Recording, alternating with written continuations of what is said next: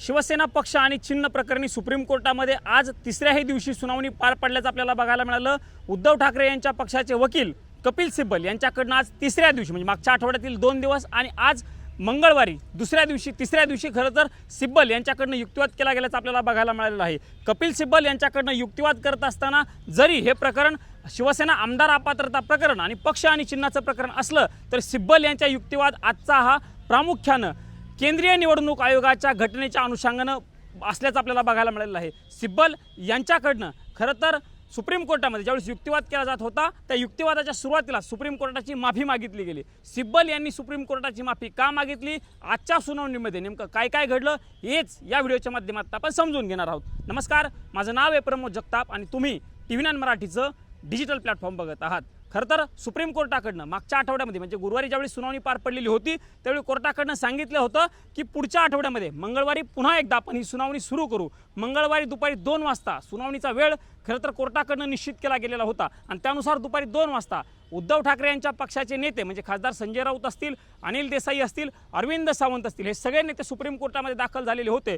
Court lunch break नंतर ज्यावेळी supreme कोर्टामध्ये सुनावणीसाठी आलं त्यावेळी ठाकरेंच्या पक्षाचे वकील कपिल सिब्बल हे खरं तर अनुपस्थित असल्याचं आपल्याला बघायला मिळालेलं होतं। खरं तर ज्यावेळी कोर्ट बसलं त्यावेळी कोर्टाकडनं या केसचा उल्लेख केला गेला, मात्र सिब्बल अनुपस्थित असल्यामुळं पुन्हा कोर्टाकडनं दुसरी प्रकरणं घेतली गेली आणि या सगळ्या प्रकरणांची सुनावणी झाल्याच्या नंतर या प्रकरणाची सगळ्यात शेवटी सुनावणी करू असं कोर्टाकडनं खरं तर सांगितलं गेलं। त्यानंतर कपिल सिब्बल थोड्या वेळामध्ये कोर्टामध्ये आले आणि साधारणतः 3 वाजता या सगळ्या प्रकरणाची सुनावणी कोर्टामध्ये सुरू झाल्याचं आपल्याला बघायला मिळालं। कपिल सिब्बल यांच्याकडनं आपल्याला कोर्टामध्ये येण्यासाठी ज्या पद्धतीनं उशीर झालेला आहे त्या अनुषंगानं कोर्टाची कपिल सिब्बल यांनी खरं तर सुरुवातीलाच माफी मागितल्याचं आपल्याला बघायला मिळालं। कोर्टापुढं कपिल सिब्बल यांनी माफी मागत असताना उशीर झाला त्याबद्दल दिलगिरी देखील सिब्बल यांच्याकडनं कोर्टाच्या समोर व्यक्त केल्याचं बघायला मिळालं। त्यानंतर सिब्बल यांच्याकडनं मुख्य युक्तिवादाला सुरुवात केली गेली।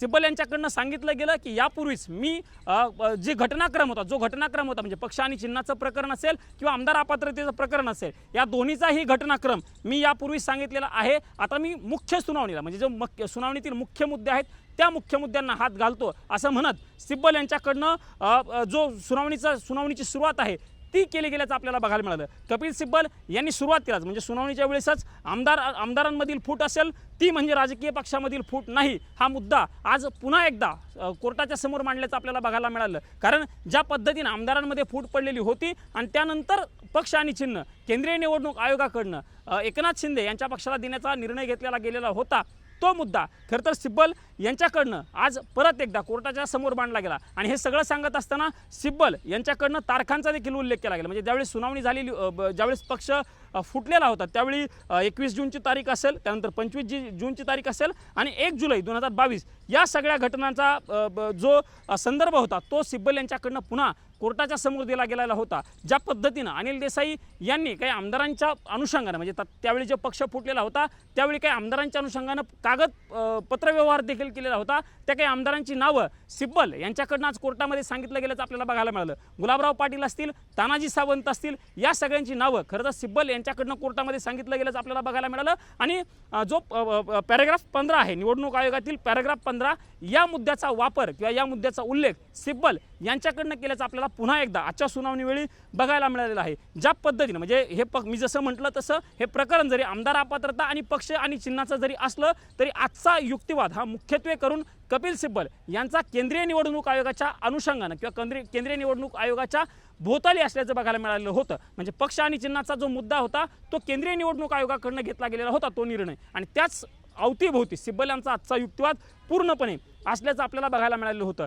खरं तर हा युक्तिवाद करत असताना सिब्बल यांच्याकडनं पक्षातील 2018ची जी घटना आहे पक्षाच्या 2018च्या घटनेचा देखील उल्लेख केला गेला। पक्षाच्या 2018च्या घटनेचा वारंवार दाखला जो आहे तो एकनाथ शिंदे यांच्या पक्षाकडनं खरं तर दिला जातो। म्हणजे पक्ष आणि चिन्ह एकनाथ शिंदे यांना जर कुठल्या अनुषंगाने दिला असेल तर कधी दिला असेल तर ते 2018च्या घटनेचा उल्लेख करूनच त्यांना पक्ष आणि चिन्ह दिलेलं आहे। हा मुद्दा खरं तर वारंवार पद्धतीने उपस्थित केला जातो आणि त्याच अनुषंगानं कपिल सिब्बल यांचा आजचाही युक्तिवाद असल्याचं आपल्याला बघायला मिळालेलं आहे। 2018च्या पूर्वी म्हणजे 2018ची जी घटना होती ती घटना लोकशाहीला धरून नव्हती असा मुद्दा एकनाथ शिंदे यांच्या पक्षाकडनं उपस्थित केला गेलेला होता आणि म्हणूनच पक्ष आणि चिन्ह खरं तर त्यांच्या बाजूला दिला गेल्याचं बघायला मिळालं होतं।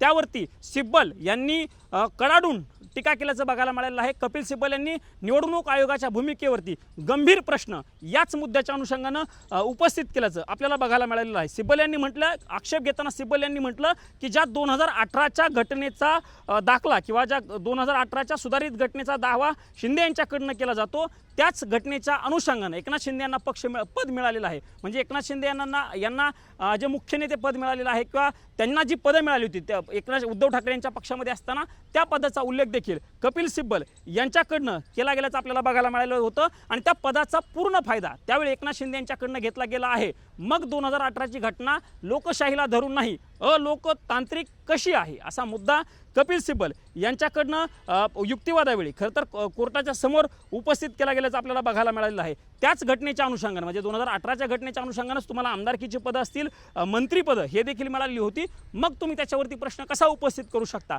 हा मुद्दा सिब्बल यांच्याकडनं कोर्टाच्या समोर जो आहे तो उपस्थित केला। कोर्टाकडनं सिब्बल यांच्याकडनं केंद्रीय निवडणूक मी जसं म्हटलं तसं निवडणूक आयोगाच्या भूमिकेवरती प्रश्न उपस्थित करत असताना पॅराग्राफ 15चा जो देखील दाखला दिला गेल्याचा बघायला मिळाला आणि 29A जे घटनेचा कलम आहे 29A त्याचा देखील उल्लेख कपिल सिब्बल यांच्याकडनं आजच्या सुनावणीवेळी केला गेल्याचं आपल्याला बघायला मिळालेलं आहे। कपिल सिब्बल यांनी आयोगाच्या भूमिकेवरती म्हणजे ज्या पद्धतीने एकनाथ शिंदे यांना पक्ष आणि चिन्ह आयोगानं दिलेलं आहे त्यावरती जो आहे तो घणाघात केल्याचं बघायला मिळालेलं आहे। कपिल सिब्बल यांच्याकडनं स्पष्टपणे म्हटलं गेलं की ज्या बाकीच्या टेस्ट होणं अपेक्षित होतं त्या कुठल्याही टेस्ट झाल्या नाहीत, फक्त एक टेस्ट आमदारांची म्हणजे विधिमंडळ सदस्यांची जी संख्या आहे ती संख्या विचारात घेतली गेली आणि त्यानुसार हा पक्ष दिला गेला। हा दावा कपिल सिब्बल किंवा हा मुद्दा सिब्बल यांच्याकडनं आज कोर्टामध्ये उपस्थित केला गेल्याचं बघायला मिळालेलं आहे। सिब्बल म्हणाले की निवडणूक आयोग ही ट्रायब्युनलसारखं काम करणारी संस्था आहे, म्हणजे निवडणूक आयोगानं ट्रायब्युनलसारखं काम केलं पाहिजे, पण चिन्ह वाटपाच्या पॅराग्राफ 15 अंतर्गत राजकीय पक्षाची घटना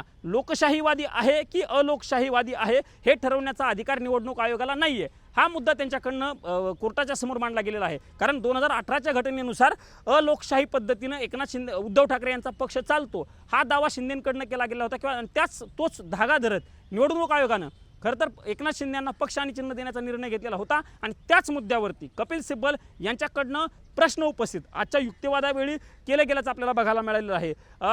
कोर्टानं सिब्बल यांच्याकडनं हाही दावा केला गेला की जर समजा आम्ही त्यावेळी कुठली लोकशाही पद्धतीने आम्ही काम करत नव्हतो त्यावेळेस आम्हाला नोटीस पाठवणं अपेक्षित होतं, आमच्याकडनं उत्तरं मागणं अपेक्षित होतं आणि त्यानंतर जर तुम्हाला काही वाटलं असतं तर तुम्हाला नोंदणी रद्द करण्याचा देखील अधिकार होता, मात्र तुम्ही त्यापैकी काहीही केलं नाही। नोंदणी रद्द करण्याच्या पलीकडे तुम्हाला कुठलाही अधिकार नाही, मात्र तुम्ही तसं न करता थेट पक्ष आणि चिन्ह दुसऱ्या गटाच्या ताब्यात देऊन टाकला असं म्हणत सिब्बल यांच्याकडनं खरं तर महत्त्वाचा मुद्दा जो आहे तो उपस्थित केला गेला आणि ज्या पद्धतीनं निवडणूक आयोगानं पक्ष आणि चिन्ह एकनाथ शिंदे यांना दिलेलं आहे त्यावरती प्रश्न उपस्थित केला गेल्याचं आपल्याला बघायला मिळालेलं आहे। खरं तर आजची सुनावणी साधारणतः 1 तासाभराच्या आसपास चालल्याचं आपल्याला बघायला मिळालं। कपिल सिब्बलांचा मी जसं म्हटलं तसं आजचा पूर्ण युक्तिवाद कपिल सिब्बल यांचाच होता। उद्या देखील कपिल सिब्बल यांच्याकडनं कोर्टाकडे वेळ मागितला गेलेला आहे। कोर्टाला त्यांनी म्हटलेलं आहे की उद्या देखील मला काही वेळ सुनावणीसाठी अपेक्षित आहे आणि कोर्टाकडनं उद्या देखील दुपारी 2 वाजता सुनावणीची वेळ जी आहे ती निश्चित केली गेलेली आहे। त्यामुळे उद्या दुपारी 2 वाजता कपिल सिब्बल हेच परत एकदा युक्तिवाद करतील।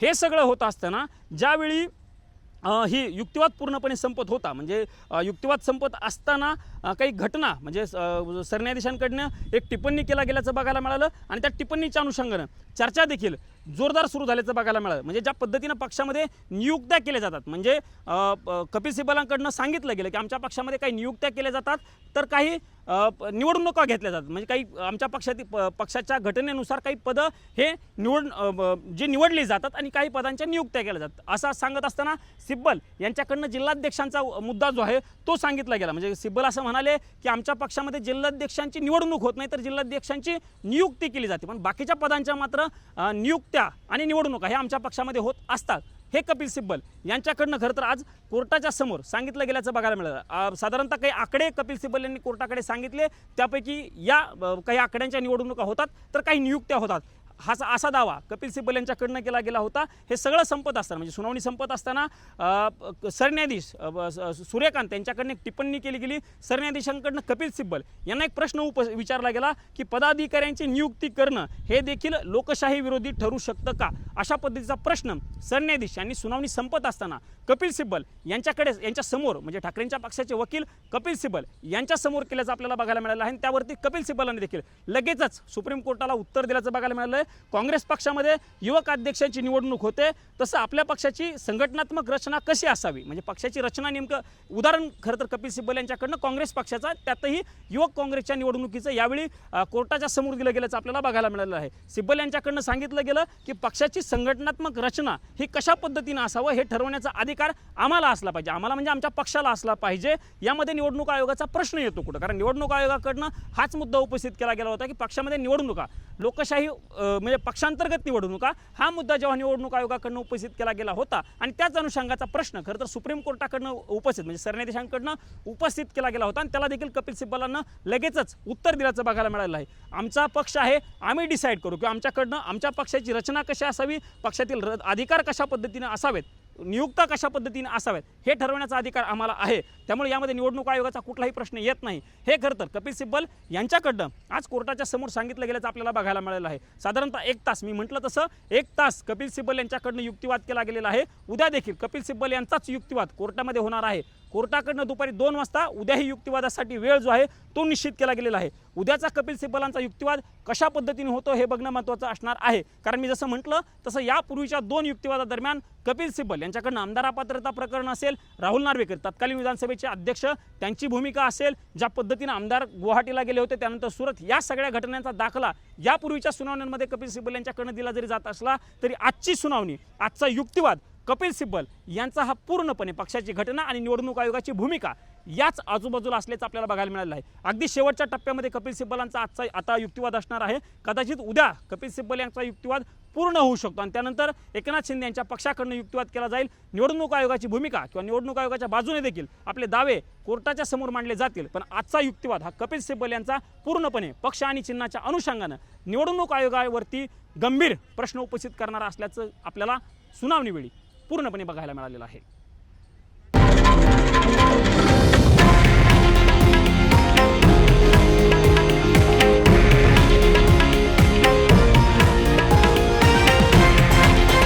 हे आहे देशातील नंबर 1 न्यूज नेटवर्क आणि आपण पाहत आहात TV9 मराठी, एकमेव.